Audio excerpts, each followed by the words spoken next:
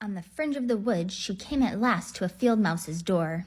Down below the stubble of a large cornfield, the field mouse had a fine, snug house with a whole storeroom full of corn.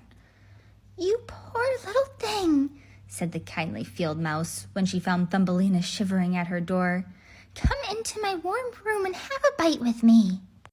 The mouse took a liking to Thumbelina at once and invited her to stay for the winter.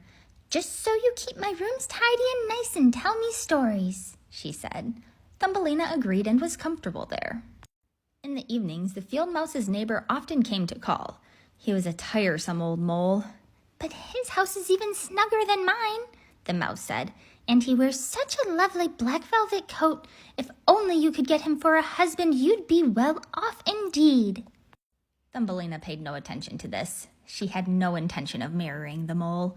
He was very learned, she agreed, but he couldn't bear sunshine and flowers and said all sorts of rude things about them, though he had never seen them.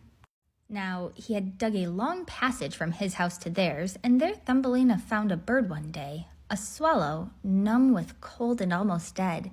She wove a fine big blanket of hay, and she spread it over the swallow and tucked some cotton wool in at the sides.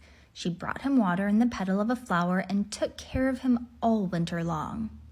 When she was not caring for the swallow, Thumbelina spent her time spinning and weaving her trousseau with the help of some spiders. For the tiresome mole had proposed to her, and the mouse decided they should be married soon. Poor Thumbelina!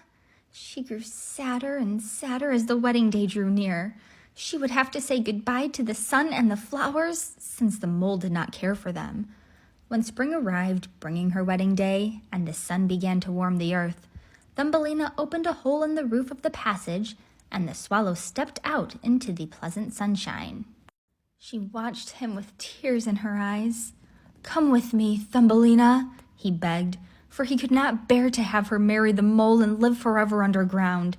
"You can sit on my back, and we shall fly away to the warm countries, where it is always summer with lovely flowers."